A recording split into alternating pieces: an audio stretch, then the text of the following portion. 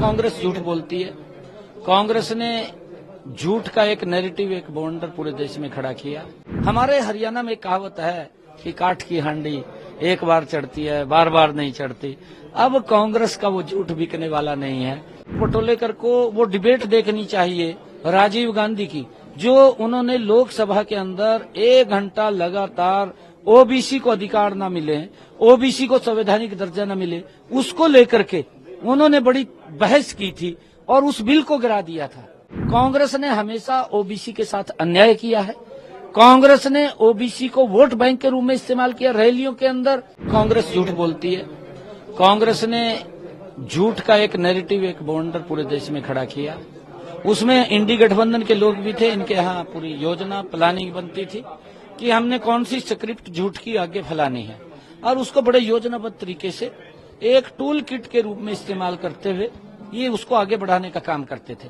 परंतु अब कांग्रेस के उस चेहरे से नकाब उतर चुका है कि ये लोग झूठ बोलते हैं, ये झूठ की स्क्रिप्ट तैयार करते हैं, झूठ फैलाने का काम करते हैं और लोगों को झूठ बोल करके गुमराह करने का काम करते हैं। हमारे हरियाणा में कहावत है कि काठ की हांडी एक बार चढ़ती है, बार बार नहीं चढ़ती। अब कांग्रेस का वो झूठ बिकने वाला नहीं है। कांग्रेस को लोगों ने नकार दिया है, हरियाणा में नकार दिया है, महाराष्ट्र के अंदर अब नकार देंगे। 20 तारीख को जब वोट होगा, 23 को रिजल्ट आएंगे।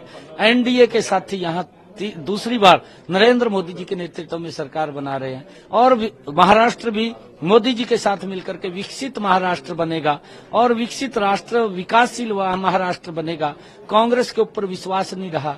कांग्रेस विश्वास खो चुकी है, जन का खो चुकी है, क्योंकि झूठ बोलती है, लोगों के अंदर जहर भरने का काम करती है, जहर फैलाने का काम कांग्रेस पार्टी करती है। किस प्रकार से ये लोगों को बोल करके बीजेपी के, एनडीए के लोगों के प्रति किस प्रकार से जहर उगल रहे हैं, ये इनकी बौखलाहट का परिणाम है। ये हार चुके हैं, इन्होंने अपनी हार स्वीकार कर लिया और लोगों ने इनको नकार दिया है। कांग्रेस के अध्यक्ष ने बात कही है, कांग्रेस ने ही ओबीसी के साथ अन्याय किया है। कांग्रेस ने ओबीसी को वोट बैंक के रूप में इस्तेमाल किया है, कभी भी उनकी सुविधाओं की तरफ ध्यान नहीं दिया।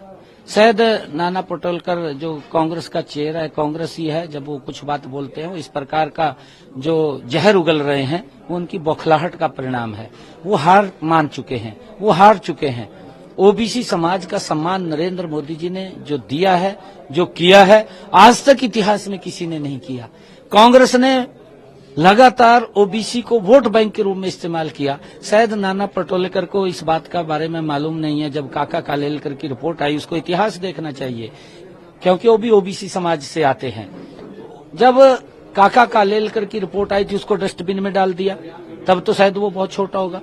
फिर मंडल कमीशन की रिपोर्ट आई, तब तो वो राजनीति के अंदर होगा।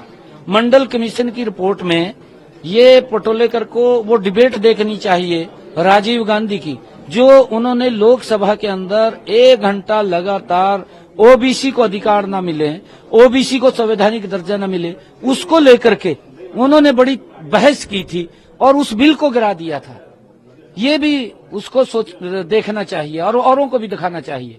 और फिर जब अभी 2018 में नरेंद्र मोदी जी ये बिल लेकर के आए, ओबीसी को संवैधानिक दर्जा दिया जाए, उसके अंदर लोकसभा में हमारे मैंडेट पूरा था, पास हो गया बिल। राज्यसभा में हमारा मैंडेट नहीं था। कांग्रेस पार्टी का स्टैंड क्या था, ये भी बताना चाहिए नाना पटोलेकर को कि कांग्रेस का स्टैंड क्या था। कांग्रेस ने हमेशा ओबीसी के साथ अन्याय किया है। कांग्रेस ने ओबीसी को वोट बैंक के रूप में इस्तेमाल किया, रैलियों के अंदर संख्या बढ़ाने के लिए काम किया है। जब भी ओबीसी के कोई अधिकार की बात आती थी, कांग्रेस ने उसको नकारा है, उसको बाहर किया है। नरेंद्र मोदी जी ने ओबीसी आयोग बनाया, संवैधानिक दर्जा दिया और मुझे खुशी है अब ओबीसी समाज के बच्चों को एमबीबीएस के अंदर, उनके बच्चों को सीटों के अंदर, एमबीबीएस एमडी की सीटों के अंदर, सैनिक स्कूल, केंद्रीय विद्यालय, नवोदय विद्यालय के अंदर 27% का आरक्षण मिल रहा है। आज नौकरियों के अंदर भी 27% का आरक्षण नरेंद्र मोदी जी के कारण, इस ओबीसी आयोग के कारण मिला है।